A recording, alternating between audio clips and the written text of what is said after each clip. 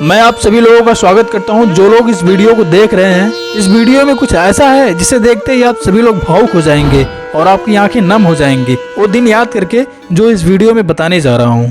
आज से लगभग 30 साल पहले का दौर उन सभी लोगों के लिए खास था जिनका दौर उस दौर के बचपन में गुजरा हुआ था। आज उन लोगों की उम्र लगभग 30 या 40-45 साल के आसपास होगी जो आज अपने निजी कार्यों में या फिर अपनी परिस्थिति को सुधारने में व्यस्त हैं। और एक बचपन का उम्र था जिसमें कल का फिक्र ही नहीं था। बचपन में जब एक दूसरे से बातें किया करते थे तो जब बड़ा बनने की बात आती थी तो हाथ फैला के बताया करते थे कि हम इतना बड़ा बनेंगे, इतना ज्यादा पैसा कमाएंगे। पर आज की बात करें तो दोस्तों पैसा मुट्ठी में भी नहीं आता है। वीडियो को देखने के बाद अगर दिल को छू जाए और आपकी बचपन याद आ जाए तो वीडियो को सब्सक्राइब जरूर करिएगा। उस दौर में कुछ ऐसे ही मिट्टी के रोड हुआ करते थे जिसपे हम हंसते गाते उछलते कूदते स्कूल जाया करते थे। रास्ते में या फिर किसी के घर पे लगे आम अमरूद के पेड़ को ऐसे ही चोरी से तोड़ के खाया करते थे और जैसे ही कोई आवाज देता था तो डर की वजह से भाग जाया करते थे। उस दौर में दोस्तों स्कूल में ऐसे ही जमीन पे बैठ के पढ़ाई किया करते थे।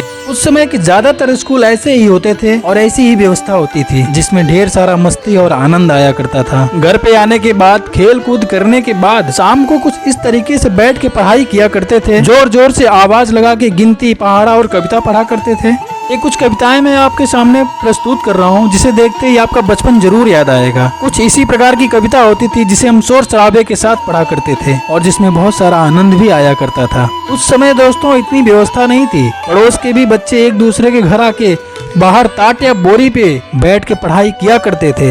यहीं तक नहीं दोस्तों, पता है उस दौर में ना ही तो अच्छे घर होते थे और ना ही अच्छे कपड़े होते थे और ना ही कभी ढंग का या अच्छा खाना मिला करता था। लेकिन इसके बावजूद भी आज के बच्चों से ही ज्यादा अच्छा जिंदगी उस दौर के बच्चों का गुजरा था। उस दौर में छोटी छोटी चीजों से खुशियां अपार मिला करती थी और बड़ी चीजों का तो ख्वाब ही नहीं देखा करते थे। याद तो सबको होगा कभी कभी खाना ना मिलने के कारण दोपहर में ज्यादातर माँ या दादी के हाथ से वो सत्तू मिला करता था जिसे हम चटनी या फिर गुड़ के साथ खाया करते थे। तो कभी ऐसा भी होता था कि खेल कूद में या फिर कपड़े घिसकर फट जाएं तो माँ उस फटी हुई जगह पे दूसरे रंग का कपड़ा लगा दिया करती थी और जिसे अपनी भाषा में उसे चकती कहा जाता है और उसी कपड़े को पहनकर गांव मोहल्ला छान मारा करते थे। उसी दौर में एक पल ऐसा भी आता था जिसमें कभी खुशी का ठिकाना ही नहीं रहता था जब गांव में मेले लगते थे। जब मेला लगने में कुछ दिन बाकी रहता था तभी गांव के सभी दोस्त योजना कर लेते थे कि मेले में क्या लेना है, क्या खाना है और क्या पहन के जाना है। जी हाँ दोस्तों, जिस दिन मेला लगने वाला रहता था